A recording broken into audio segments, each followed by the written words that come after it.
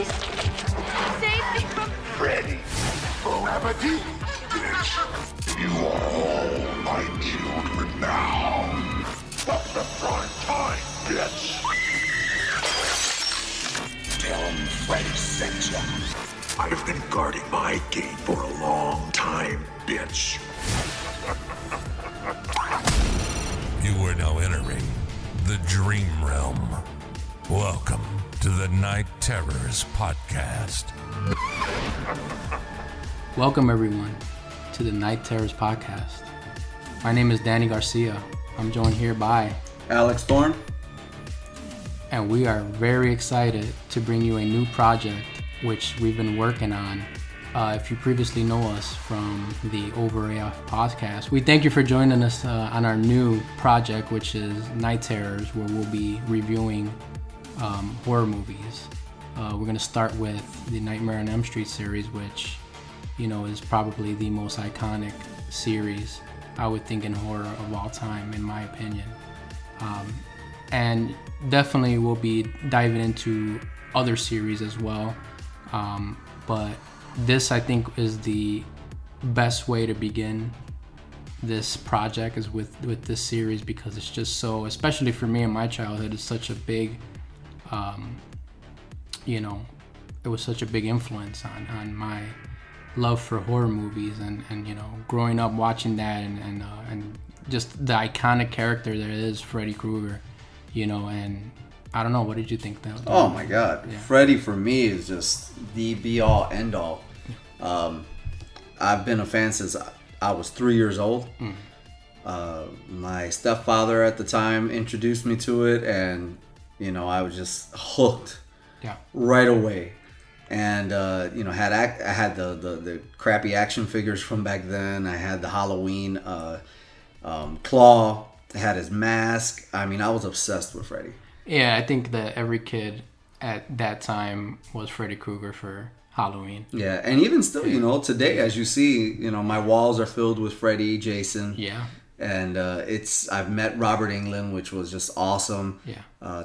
Spoke a little bit to Heather Langenkamp at one of the events. And just this movie, it's crazy that Wes Craven wrote it and didn't know that he had a series on his hand, or didn't know that he at least had more than one.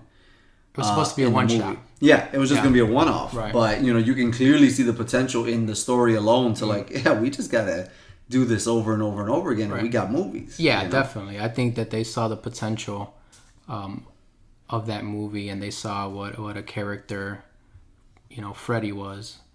And they said, no, it just can't be one movie. Oh, yeah. It was a hit. It was a huge hit. And looking at the movie, there's no way you could have just done one movie. You know?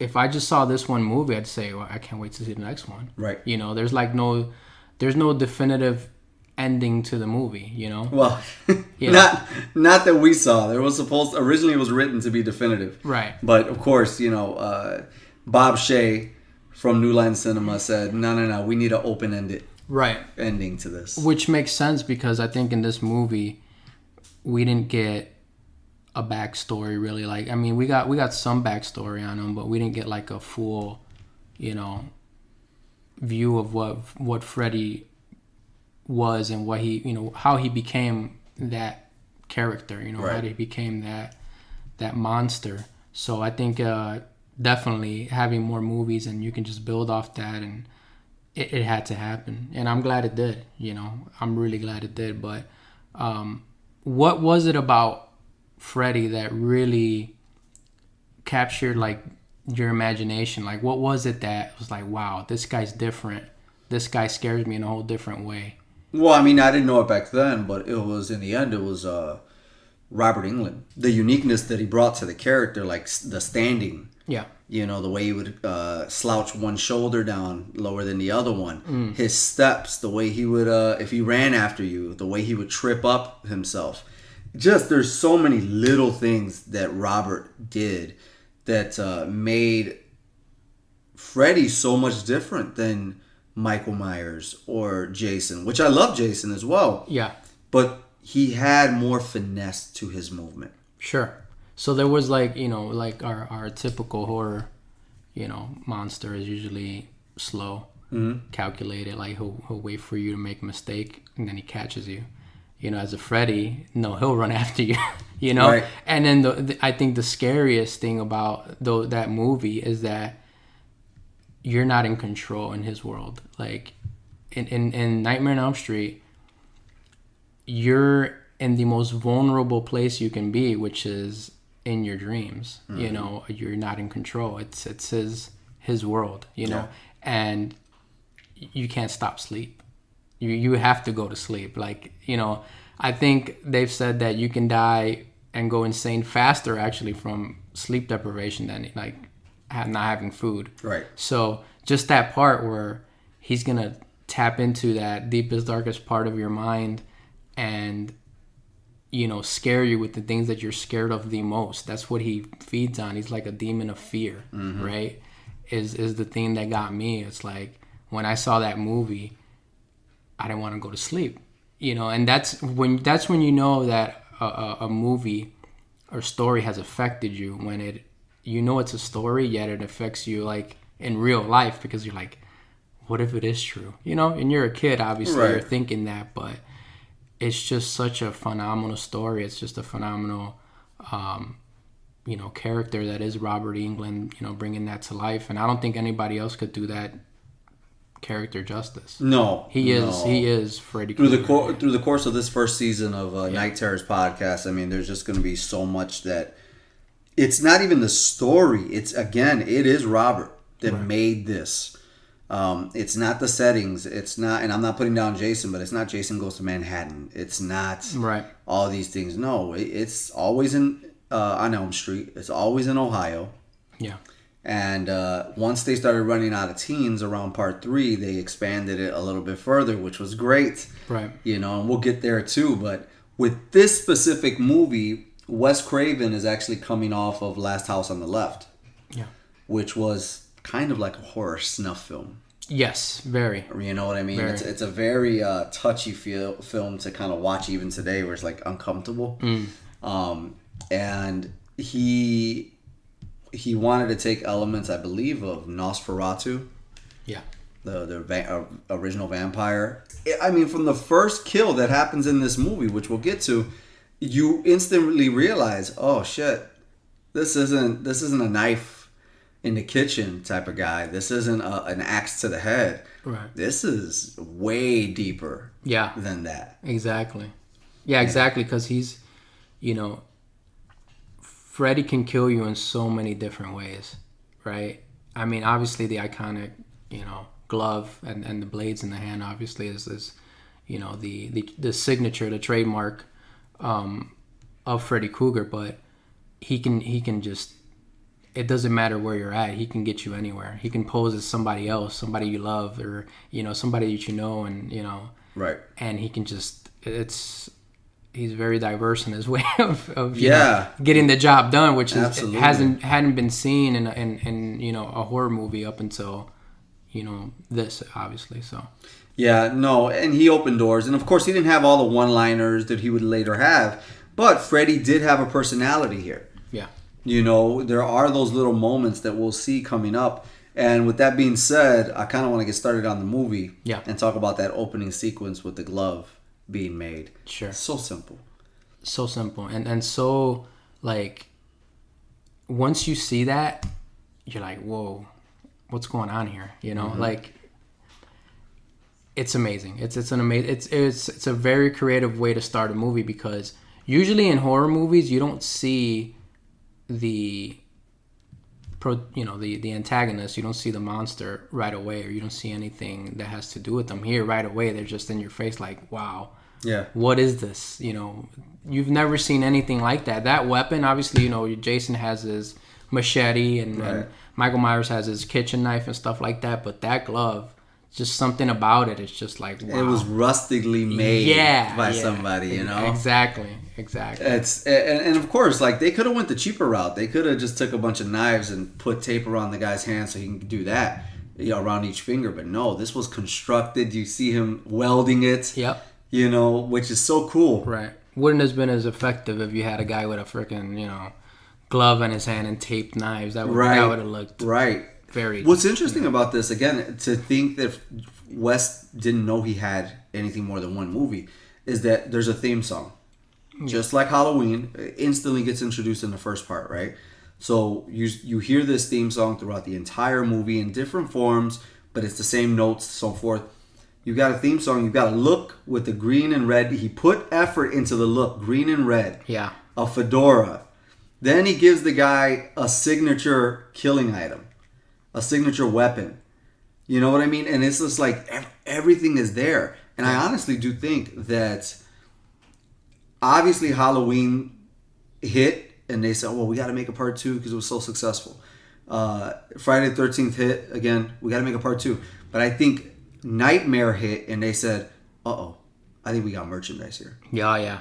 You know, we've got something here that we can merchandise and make a part 2, but we've got more than just a movie here. Definitely, because, I mean, like we spoke about earlier with the Halloween costumes, I mean, I'm thinking at that time, when they made those gloves and maybe the hat and the sweater, that costume must have sold like crazy. Oh, you like know? gangbusters. Yeah, it must have been like the top costume, you know, of that year. I would say, but definitely, I think Wes Craven, he saw the recipe that you needed, which you named, which is a theme song, right? Something that once you hear it, you're like, uh-oh. Like Jaws. Like you know it's coming. Halloween, I think, is the most iconic to me. Mm-hmm. You know, once you hear that, you know. You have a great villain, you know, a great monster where it's just like you can use your imagination and just be like, wow, okay, this guy has such a different take on killing people than the other ones that I'm used to, you know. And he put that all together and just made the perfect project. You know, and prior to this movie, I don't know if there was a villain that toyed with you. Yeah.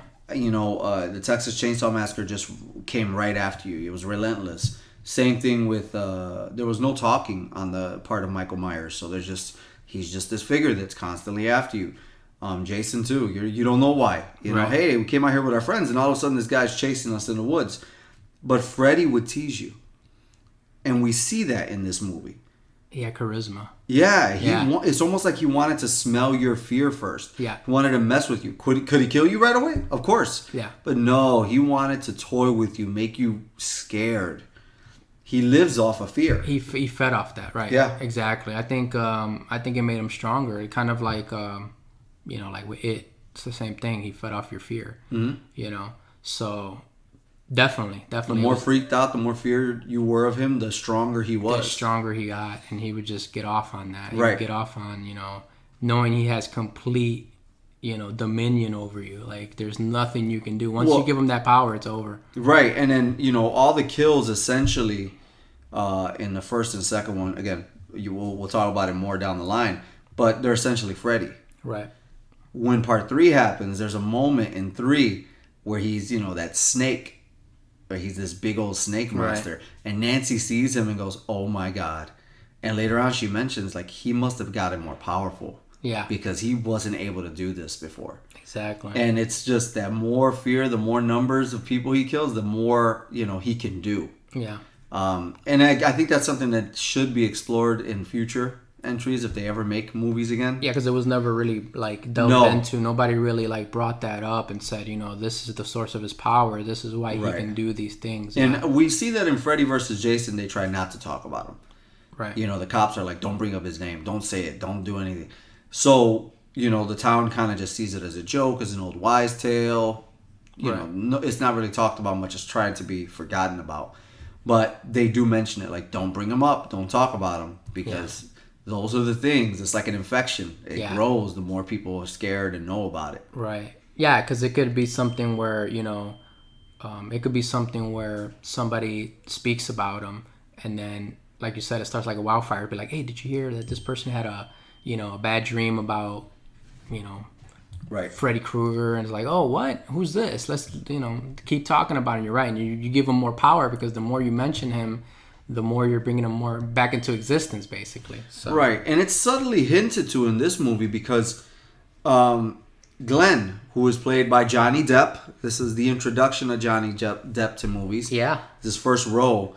You can tell that he's had dreams about Freddy, but he doesn't talk about it because every time the girls are talking about it, he gives them a look like he knows what they're talking about, but he doesn't want to say it because he's a guy.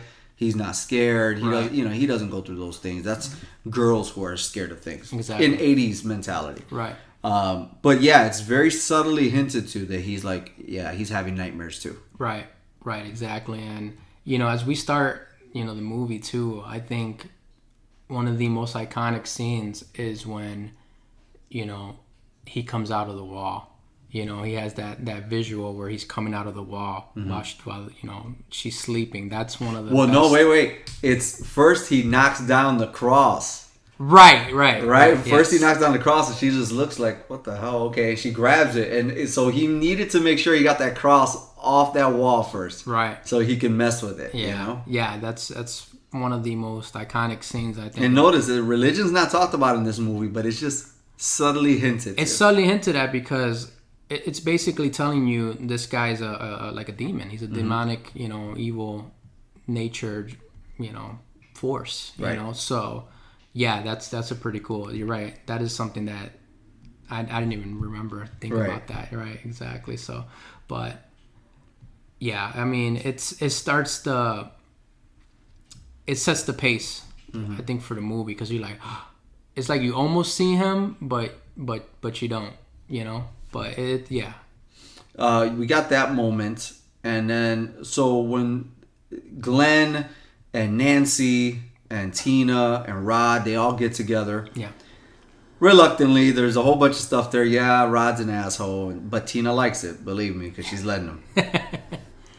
Another moment, just like with Glenn, Johnny Depp, when Tina's in bed with him, she comes out and, he says, finally, no nightmares tonight. Or something similar to that, like, oh, I'll sleep good tonight. And she goes, what, you've been having nightmares? And he goes, what, chicks aren't the only ones that can dream. Right. So, again, he's hinting that he knows what's going on, too, but obviously he can't talk about it because guys don't talk about these things. Right, yeah, he wants to keep that macho persona, right? And just say, don't worry about that. It's not real, right? But definitely. And speaking about that, Johnny Depp too. This as being his first role. I always thought like, man, I wish you would have like later on made a like a remake or something where he's in it too, because you just get that star power, on there. But what else did you like about like this story? Like what really captured your imagination when you saw this movie and just I mean, again, it was the fact. Well, I did like that you could be in one place and then end up in another. I noticed that right away. Right. As a kid, I was just like, man, she's at the school, but now she's in a boiler room, but now she's in the back alley, and now she's here. Because it's Freddy's world, so he can take you wherever. You can fall through a window and suddenly be in La La Land. Right. Even though you think the window is just going to show you outside your home. No, you're all of a sudden you're flying through the air. Right.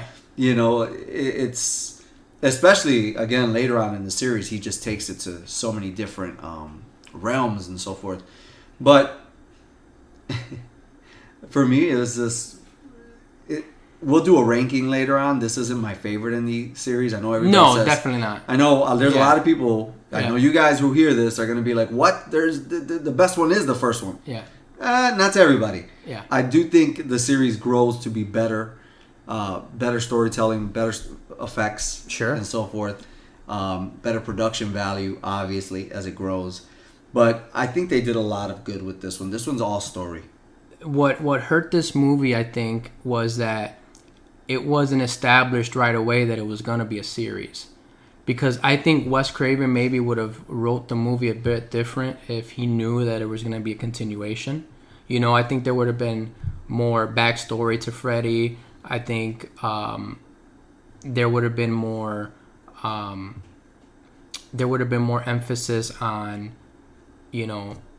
his character development, you know, because here it's a little bit like thrown in, right? It's insinuated later on by the mom that, you know, she's the one that was causing it, her and other people. They killed it, but it's not really. You don't get a visual on it. No, it's you know? literally maybe 45 seconds of explanation. And yeah, that's it. and I think if it would have been, like I said, if it would have been something where Wes Craven knew, you know what, this project's gonna last longer, we're gonna have multiple movies, I think he would have delved into that a little bit more. Right. You know, but nevertheless, I mean, phenomenal. You know, phenomenal. There's so many moments. I mean, we'll get to the first kill right now with Tina, and stalking her in the alley. Yeah. Teasing her with the long arms, cutting off his own fingers. Yeah, and the smile he gives. Yeah, giving her that weird, creepy old man smile. Yeah. The one thing that's interesting is the green. Yeah. The green blood that squirts out. Right. It's funny because it's not red, it's green. So it's like, this guy's really different. Different, yeah. You know, and even messing with her to when she reaches up to his face to stop him from, attacking her, his face comes off. It just comes off. Right? Yeah, and it's just the skeleton. Obviously, that didn't happen, but he can mess with you. Right. Because you're sleeping. That scene where he kills her and she's flying around and there's blood squirting everywhere from her wounds. That's insane. I mean, for that time, it's very scary. Absolutely. They actually built a room. Yeah. It's like a wheel thing, and it rotated. This whole room rotated. Yeah. So every time, as you saw her kind of shifting, that's when it was on the floor. So the camera's upside down, and supposedly Rod was the one that was upside down. That's crazy. And she's the one that's crawling on the floor. That was like, that's so nuts the way they did it. It gives you vibes of like the Exorcist, you know. Right. That's the kind of vibes that you get from that.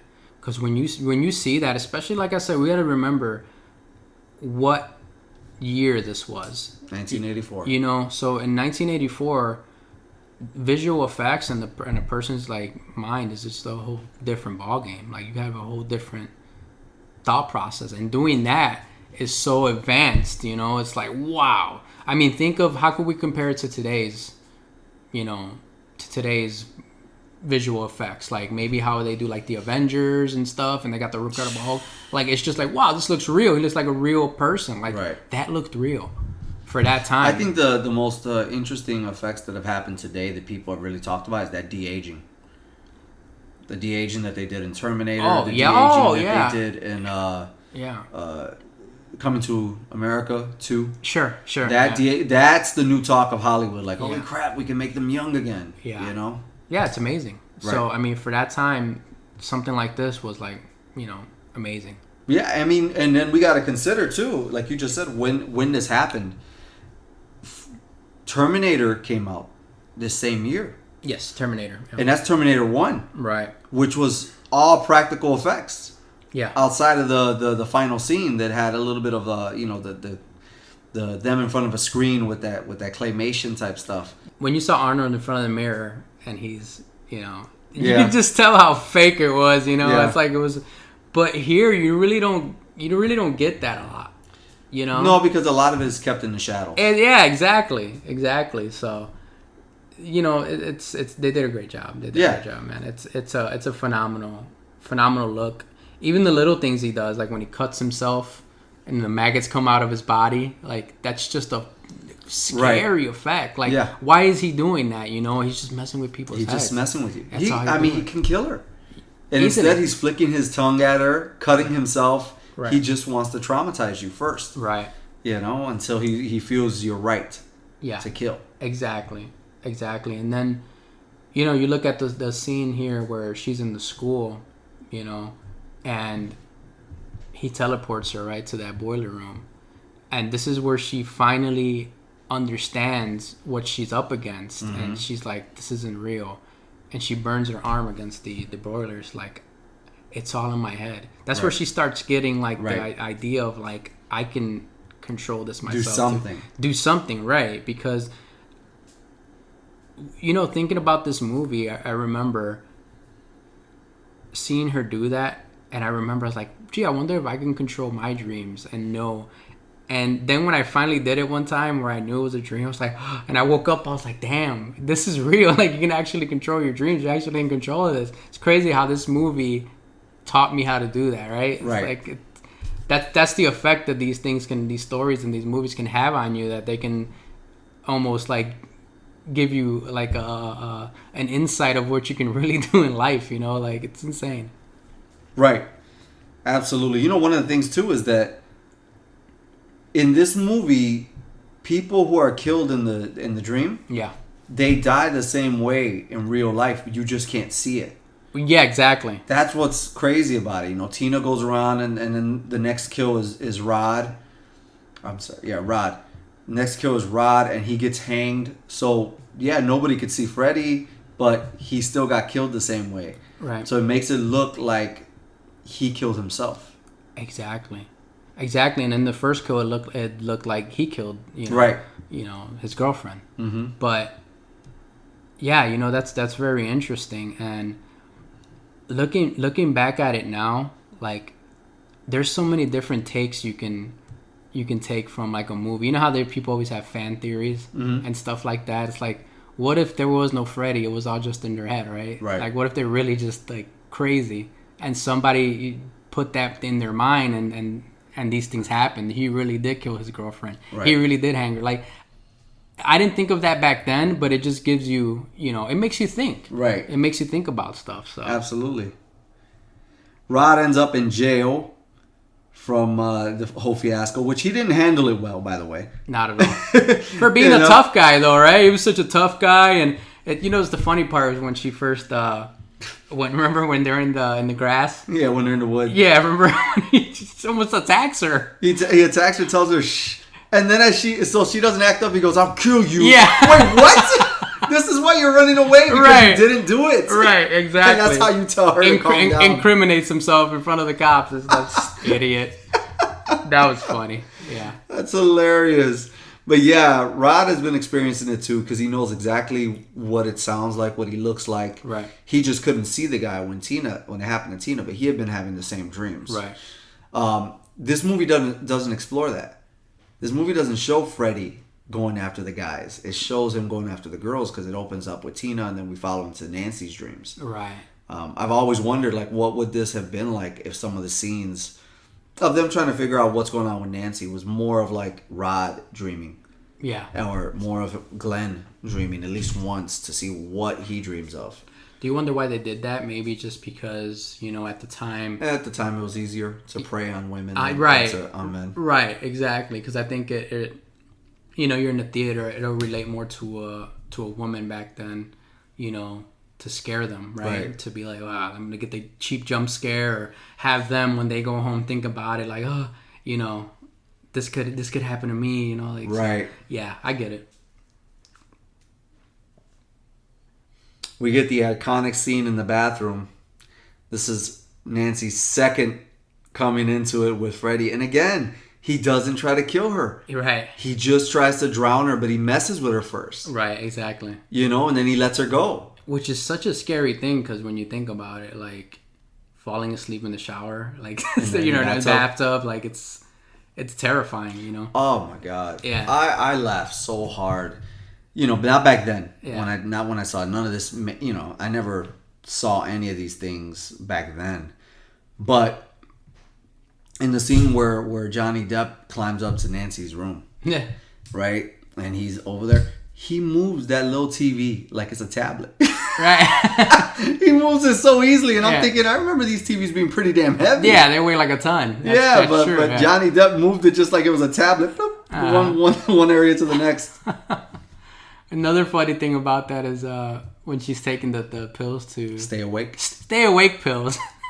What? Yes. Caffeine pills, I guess? Yes, Is that what they're sir. called? Stay awake pills. Actually, it's funny because they sell that on eBay. Do they really? Yeah, they have the prop. That's funny. Yeah. Once he's in her room, of course he would like more to happen. Which is not happening with Nancy at all. People are getting murdered, and what is he thinking about? Yeah, he's getting laid, guy. baby. He just wants to get laid. Yep. But she wants him to watch her while she sleeps. What's so interesting about this is she falls asleep, and as she's going down the street, she calls back and says, "Glenn, are you still awake?" And he's in the dream already. He's like, yeah, I'm right here. So that means he fell asleep. He fell asleep. Right. First. Yeah. If you think about it. In order for him to be in her dream, Right. for her to check up on him, he's already knocked out. Right. So he probably fell asleep faster than she did. That's what I'm saying. Without the pills. Oh my God. It's so funny. It's so funny. But yeah, you know, this is a cool scene also because it's the first time that it was a crossover dream where they both knew that they were dreaming, right? Well, he didn't know. And she didn't realize it. Yeah. He didn't know that he was in the dream? No. Ah, okay. I don't think he knew. I always thought he knew. He's like, oh, okay, I fell asleep too, so we're both dreaming. Maybe, but she didn't realize it. She's checking up on him to make sure he's still awake. And he's like, yeah, I'm awake. But the thing is, right. He can't talk to you He can't if he's talk. having a dream. Right, exactly. You're alone in it, yeah. Yeah. So it's funny because that is the hint to tell you, oh, shit, there's nobody there to wake her up. Right. Exactly. And she's just taking a stroll through the neighborhood and, you know. Would you walk through the back alleys of Chicago with no shoes on? Absolutely not. No. Absolutely not. And this is Springwood, Ohio. She sees Tina in this super, super terrible, like, she's like on top of mud. And there's a whole bunch of eels. And then there's this centipede that comes out of her mouth. It's just so crazy. The visual that pops up, you know. At the very same time, she's watching Freddy enter the prisons or the jail cell where Rod is sleeping. Yeah. So that's another thing where he's just... I think he has a special connection to her because he keeps showing her all these things, right? He keeps showing her friends. He keeps showing her, you know, how she's killing them, right? So it's like I think he needs to scare her the most because she figured out something about him. She figured out that secret that I can fight back. I can do something about it. So I always thought like, man, that's why he's messing with her the most. He has to, because she can give him the most power. Because if you scare her that knows what's going on and that she can do these things, you're getting more and more powerful, you know? I always felt like he had an attraction to her. That this was his weird way of like appealing to her. That's how he got off, right? Yeah. I mean, like Tina, oh, I'm just going to scare you a little bit, but I'm going to kill you quickly. As we see later on in a lot of the other movies, you know, again, he can kill you quickly. Yeah. But he's got this one thing with Nancy that we see later on in part 7. There's that moment where he looks at her and he just goes, Nancy. Yeah. You know, he's got this thing for her. There's like this affection for her. Sure. That he just, I'll mess with you, but I don't want to kill you. I think he values her being alive because, like, to him, that's his, like, that's his holy grail. Like, that's his, you know, that's the ultimate kill. Right. So he's kind of savoring it, you know, and getting the most out of it. It's kind of like with Joker with the Batman, right? Right. Like, Joker doesn't want Batman to die. He's like, then what would I do without you, right? What he says is like, that's your antagonist. That's your, you got to have a, you know, you got to have a rival. So to Freddy, that's his ultimate rival. And he's like, no, I can't kill you because then what am I going to do, right? There's a sexual tension here between the two. Obviously none on Nancy's side. She's being invaded when she's in her pajamas in her most vulnerable state, Right. you know. In the bathtub. Right, in the bathtub, fully naked. Now, you know, he's got a hold of her. But I think that while that's true here in part 1, when they reintroduce Nancy in 3, I think it's gone. Because he does, spoiler alert, he does kill Nancy off in part 3, but he doesn't seem to play with her as much. Right. He's almost annoyed that she's there. Yeah. Because she does have, you know, she has mastered a couple things in her dreams and she figured things out. Right. So he's more agitated that she's there. Maybe he's scolded by the old ex type thing. Right, you know? exactly. Just get her out of here. Yep. Absolutely. What's hilarious is when she wakes up, she's like, oh, I look terrible. I look like I'm 20 years old. How old are you supposed to be? I think she's supposed to be like 14, 15. She's probably got to be a teenager. But she's obviously, you know, 18, 19, 20 here. Yeah. But it's funny that she thought 20 years old was looking old. Right. That's funny. I don't know if you noticed, but all of the parents have this ignoring of the child. Yeah. Like, when the movie started and Tina got done with that first nightmare, her mom comes in and then a guy comes in and she has to like push him away. Right. Same thing with Nancy. Her parents are divorced. Her mom is drinking. You know, she's got her own secrets. Right. Glenn, his parents love him, but they're kind of disconnected from him. Right. So every parent has this disconnection from their child in these movies. That's a really good observation, because it's like, do you think maybe that's why Freddy preyed on these kids, because they knew they were more vulnerable? They were easier to manipulate because they didn't have that family structure. That, you know what I mean? Like, well, these kids are supposedly, if I remember well, there is an interview with Wes where he's like, you know, this is the suburbs. Yeah. There's no worries in the world in the suburbs. Everything's right with the world in the suburbs. Right. But the parents, they just have the kids and let them roam.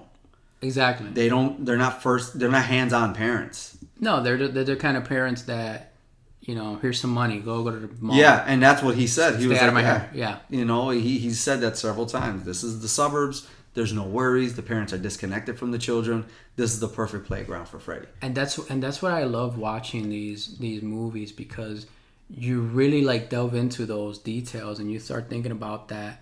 You know, you start thinking outside the box. Like, why is this happening? What? It's the little things, like where are they? Right. Oh, they're in suburbia. That's why their parents are not. You know, it just makes sense now. But when you're younger and when you're watching these movies, you don't think about that. You just want to see the kills. But when you have like a creator like Wes Craven or like a Stephen King, there's just so much more depth to their stories that people don't understand until they see the movie maybe 3, 4, 5, 6 times and they start seeing the little things, right? Mm-hmm. And that's why I love, you know, when we brought up the idea of this podcast, it's like it gives me that reason to go back and just think about the little things and be like, oh, okay, why is this happening? Yeah, everything plays a part. Thing. Yeah, exactly. And, you know, and only the best filmmakers do that. Only the best. You know, like only the best. Even like and speaking of Thor, like Stanley Kubrick, you know, like when you watch like the Shining, there's little things that he does in that movie that if you don't watch it again, you won't see it. Like, I love movies. There'll be a scene where there's a chair in the scene, right? It'll still be in the same type of scene. They'll cut away for a second. You'll go back and the chair's not there. But if you're not looking for that, you'll never know that happened. Right. It's just the little things where it's like, what am I seeing? Mm-hmm. You know, what was the intention of the creator to do this? Is he messing with my head? Like, is this the character? You know, maybe his head is bad. Like, there's just so much to go into, you know. Yeah. And I love. The one thing I will say is that even though these are the suburbs of Springwood, Ohio, there's palm trees. So right, they couldn't take those away. I've never seen palm trees in Ohio, but they couldn't take that away from the background. You can tell that there is a lot of tension between Nancy's mom and Nancy's dad, who is obviously a police officer. Rod's death comes up. I love the way that was shot, because it was actually shot in reverse. So all they did was just, you know, they tied it around his throat, but then they pulled it slowly. And for us to see it, they just played it forward. It's genius. Yeah. It's a genius way to do it. You know, obviously at that time they didn't have the, you know, advanced, you know, special effects we have now, but that's a phenomenal way to do it. Right. You know. After the funeral, there's a scene this scene always threw me off. There's a scene where Nancy's mother takes her to the hospital or to a therapist, a specialist, and they test her for her dreams. I thought this was such a missed opportunity to show us another nightmare. Because you don't see her in the nightmare. You just see what they see. And then Nancy ends up saying, oh, I got his hat. You know how great it would have been to see that? Yeah. You know, I just never thought that this was a well-structured scene. Agreed. You're right. That's a missed opportunity. It would have been good to see how she got his hat, right? Right. Exactly. He had come after her, 3 times now? Yeah. This is the 4th.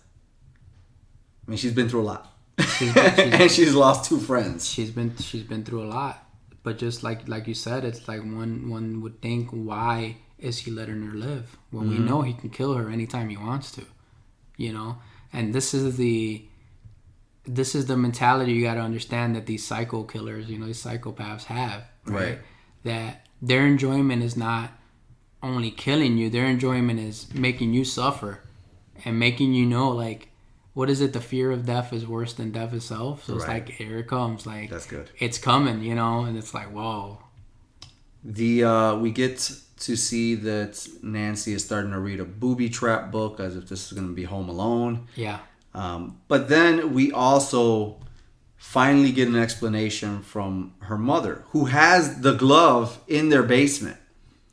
And she goes, this is what he used to use to kill kids. Right. But mommy and daddy stopped him, and everybody, you know. Apparently Freddie, he got arrested. But somebody signed in the wrong place of the, the document. And so he got let off. Like, oh, well, the police messed up, so you're free to go. Once he got let go, the parents of the children that he messed with and so forth, they got together and burned him. They took justice into their own hands. Yeah, they took justice into their own hands. Right. They found out where he was, the boiler room that he was staying in, and burned him alive. But the thing to me is that there's a scene that's cut out there. That scene is longer. In the cutout scene, she actually tells her everybody in the neighborhood had a sibling, including you.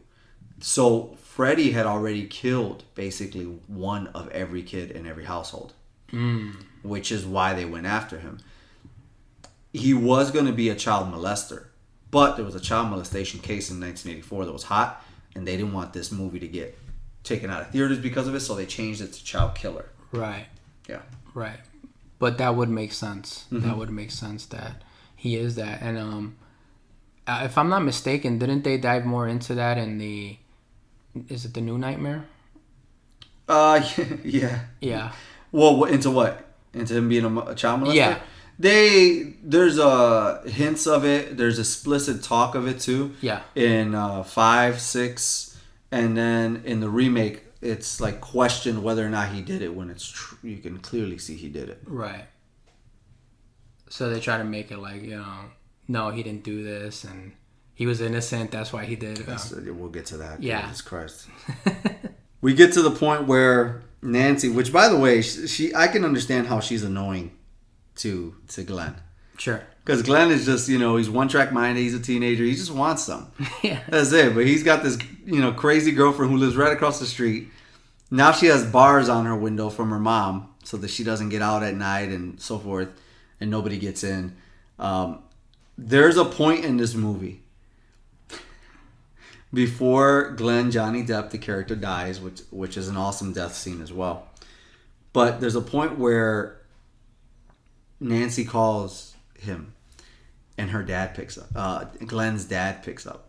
Yeah. I felt Glenn's dad. I thought Glenn's dad in this was perfect. Yeah. The mom picks up, and she's like, "Oh, it's Nancy. She wants to talk to our son." And he's like, "Tell her no."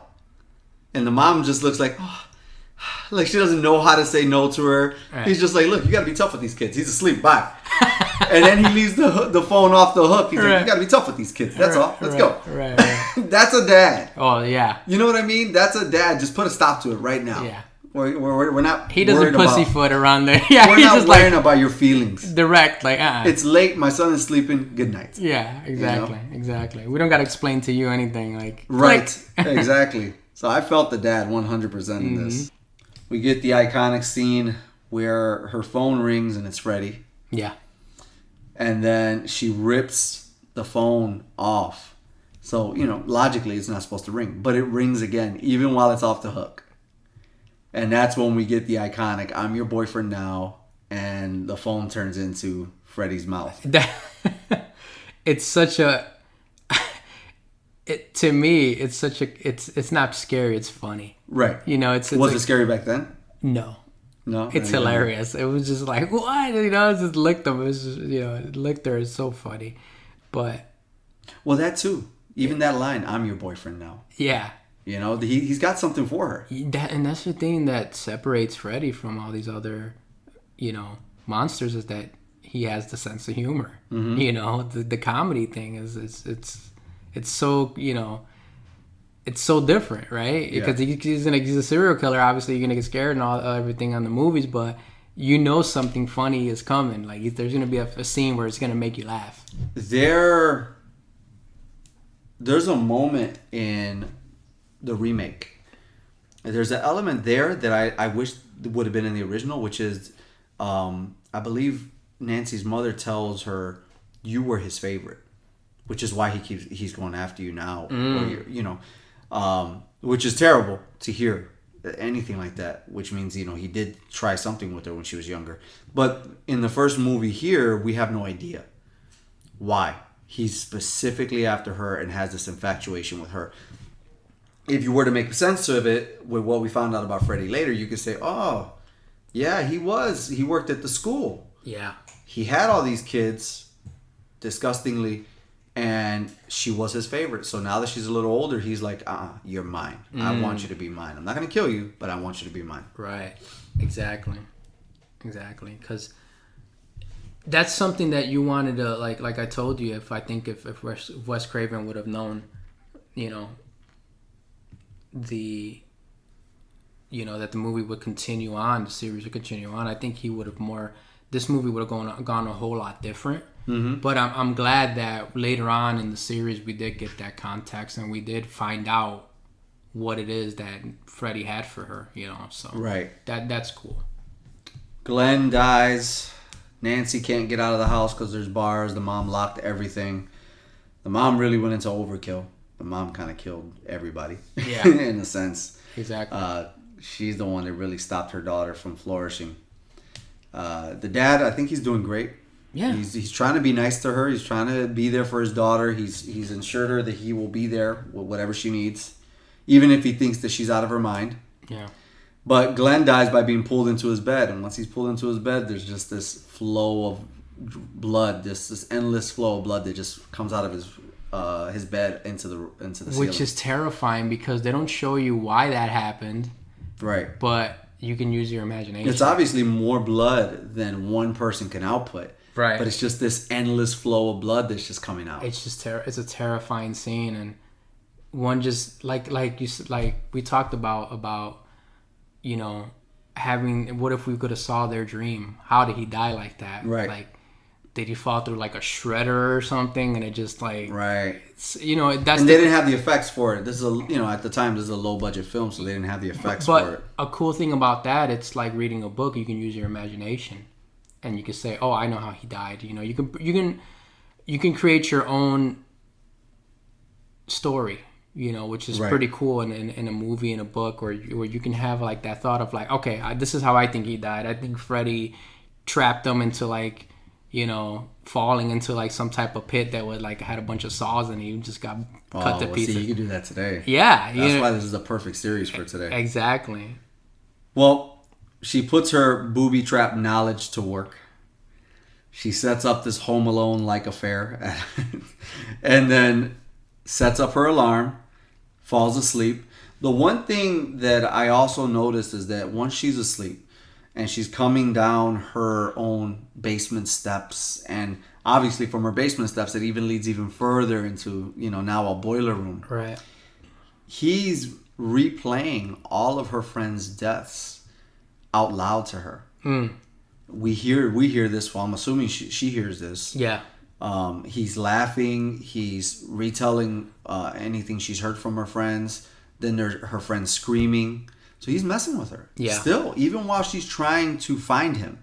Well, the funny thing is too is that she's setting up these traps in her house, because she knows she could pull them out. But that's the thing, right? Because you would then assume that it has to be a physical person that's going to fall into these traps. Because if you're in a dream world, obviously those contraptions are not going to be there, right? Right. Because it's Freddy's world. So she must have knew beforehand that she can bring him out. And that brings me back to the hat. Well, she figured it out once she brought out the hat. She figured it out, right. She figured it out. So not a lot of people remember that or thought about that. It's like, wait, she's setting up these traps, but it's a dream. He's not really in her house. He's just in her head. I love that she jumps from one of the balconies of the boiler room and ends up right outside her house. Sure. That's what's so cool about this series, is that you're not where you think you are. Right. And it can change on a dime. Now, do you think that she thought that up or Freddy did that to her? I think she thought that up. Yeah. To get away from Freddy. She said, I'm going to jump out. It's going to be here. Yeah. Because obviously he's the one that brought her into the boiler room. Right. But she's like, I'm going to bring you back into my house. Now I'm going to bring you back. Yeah. And as you notice, she woke up. Yeah. She made sure that she grabbed him. She lunged at him to grab him. So once she dives at him, she's looking around in her room. Her alarm goes off because she also had a timer on her watch. I don't know if you noticed that. She knew when she was going to wake up. Right. Obviously, Freddy has no idea yet. But now that he's in her world, he's chasing after her for sure. Yeah. And things hurt him. That's what he starts freaking out about, is that she hit him with something and it hurt him. Right, because he's not in his world. Now you're in he her didn't world. know that. Right. He didn't know that. He still thinks that they were in a dream world. Now he's starting to realize that he can be hurt too. Yeah. So, smart. Very smart. Very smart. And you know, I think when I first saw this movie, I didn't understand that was happening. I didn't understand that. I don't think most people did. Yeah, I think people saw it and just thought this is still her dreaming, right? They didn't think about that part where she brought him in and he can actually be hurt. It was just like, no, she's in her dream and she's controlling it, but it's just a funny part when Freddy gets hit with the sledgehammer. It's like, wow. He falls down the stairs. He thinks you think he's dead, and I love it because he's limping. He's holding his stomach. he's selling. He's selling, yes. Yeah, in wrestling terms, he's selling. He's really selling the fact that he's hurt. She's got explosions ready for him and all. Yeah, I mean, it's crazy how she just became like a ammunitions expert. Hey, man, for $7.99, you could learn a lot in a book. That's true. That's true. You didn't have Google back then. Yep. She sets him up to go down to the boiler room where she douses him with gasoline. Right. And lights him on fire. But man, you know, I know the creators back then didn't know anything about HD or anything like that. But you could really tell in these HD Blu-ray versions and high quality streaming versions that, you know, it's a really big guy that's on fire. Of course. It's not Robert Englund, Even the mask is different. Yeah, the mask is different. But this guy was on fire forever because not only does he get on fire and then go up the stairs, he's still on fire when he goes down the stairs. Yeah. Yeah. That's a long time. Credit to that stuntman because that's yikes. Yeah. Although I think maybe it might have been two scenes, like it would have been cut into different scenes. Oh no, they said they ran one that back. continuous. Yep. Wow, that's impressive. Yep. So he did. I mean, that was back then. Right. You know, they didn't take that many precautions. No, they didn't. You know, they're like, yeah, I can do it. You want to light me on fire? He Okay. probably signed the waiver. Yeah, if you die, you can't sue us. But I'm dead. How can I sue you anyway? Right. Yeah. So this part really confuses me, and I don't know if maybe you can explain it to me. But once her dad comes in and they see that Freddy came out, right? He's made his way up the steps into her mother's room. What's the deal there? Did he kill her? Is she dead? Well, that's what they're hinting at, right? Right. That's what it feels like. Right. Because obviously, if that's what he would want to do, right? He would want to kill the woman that obviously, had a part in killing him, but also it hurts the daughter, right? Because you're killing her mom. So, but right, yeah, it's insinuating that because she goes away and she once they cover him right in the sheets, she retracts into the bedroom and she's burnt now. Right. Which is crazy because it's not. This is the real world now, right? Right. It's not like so. It kind of plays with your head. Is it the real world or are they dreaming? Because the dad sees it too. He sees it, so I'm wondering what's going on. What's going on? Even until now, I don't get that. Me neither. Scene. I never understood it either. We get to the ending of the movie, and it's so perfect that if you don't believe in evil, evil can't touch you. Right. And it's true. Yeah. It really is true. I can attest to that in my own dreams where I've, of course you're afraid when you're younger. Yeah. But you get to a point where you say, you know what's going on, and you say, oh no. There's been moments where I felt somebody was staring at me. Sure. Or you get that feeling. You just get a feeling like, oh, something's not right. And I've said, not tonight. Yeah. I've said in my head, not tonight. Nope, not happening. Not even gonna look. Not giving it the power. You don't give it the power. And it's true. It is true. Anybody that's had that, like actual night terrors, right? The name of this podcast, it's perfect because it's one of the scariest things you can ever go through when you wake up and you're paralyzed and you look around and you see things that are unexplainable, evil things. It's like, oh man, there's nothing you can do. All you can do is try to wake up. It's the scariest feeling in the world. Right. But I remember the first time that I was actually able to overcome that, and I closed my eyes and I just started praying. Also, I started trying to move a limb, like a pinky. And as soon as I got movement, I was good and I woke up. I was like, now I got the secret to it. But when it's happening, dude, it's the scariest. Yeah, it's nerve-wracking. It's nerve-wracking. Well, it's like everybody has a plan, has a plan of action till you get hit in the face. Right. Then your plan goes out the window. Yeah, out the window. But Like as long as you remember your technique again, then you can get back into it. Exactly.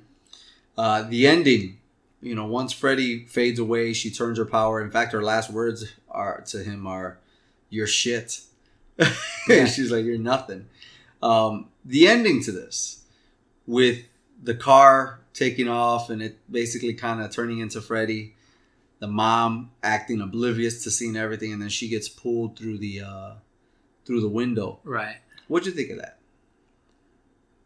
I thought if that would have been what was fully intended by Wes Craven as being a one shot, that would have been a perfect ending. But because there was a second part to it, it just didn't make any sense because it insinuates that everybody died.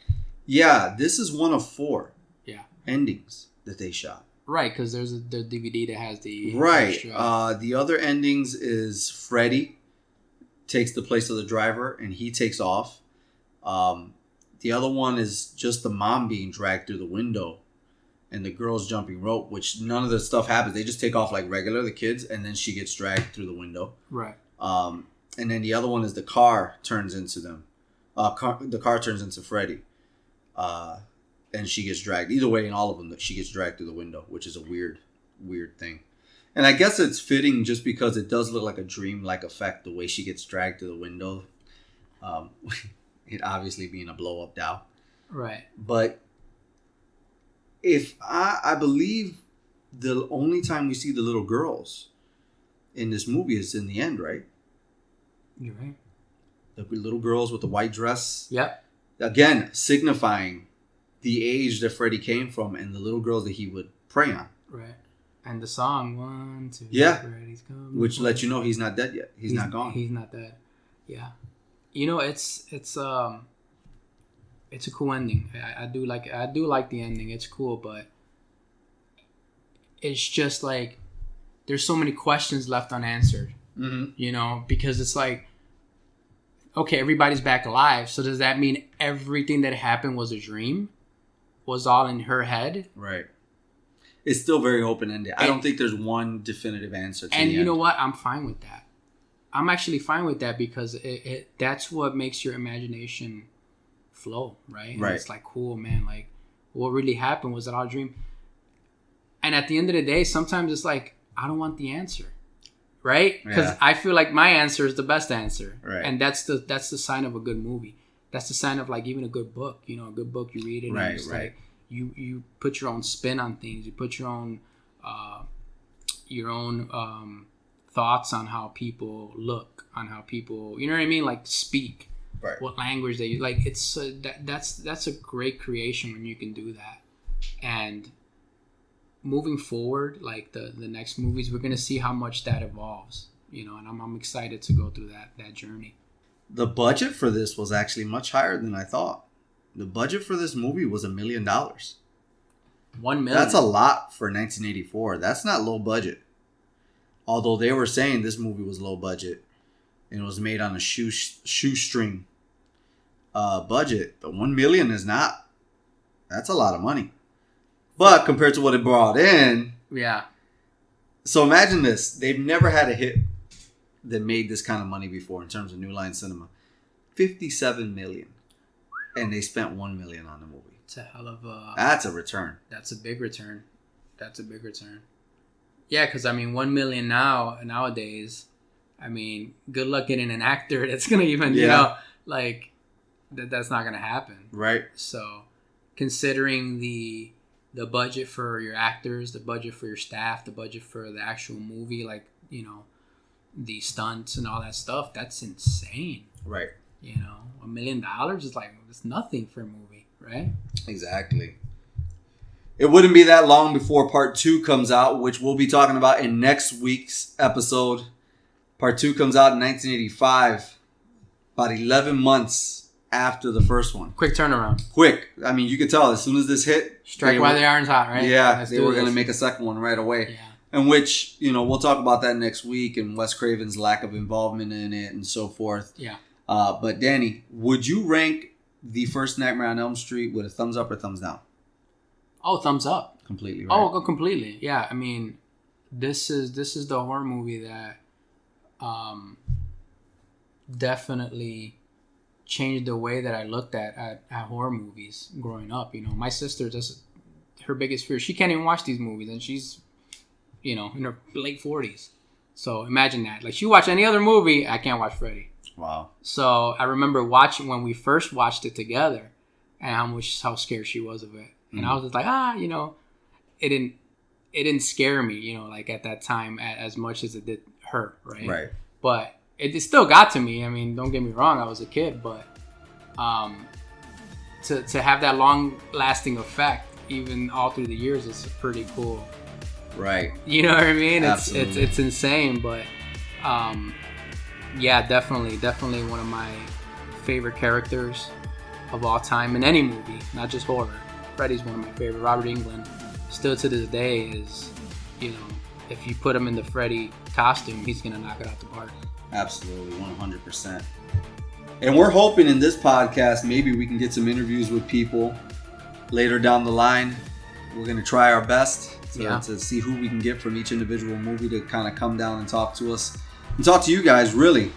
But with that being said, we hope you enjoyed the very first episode of the Night Terrors podcast. We love horror films. That's why we're doing this. And we're starting with the king of them all, Nightmare on Elm Street. So until next week's episode, take your stay awake pills. Yeah. Drink your coffee. And remember, don't fall asleep.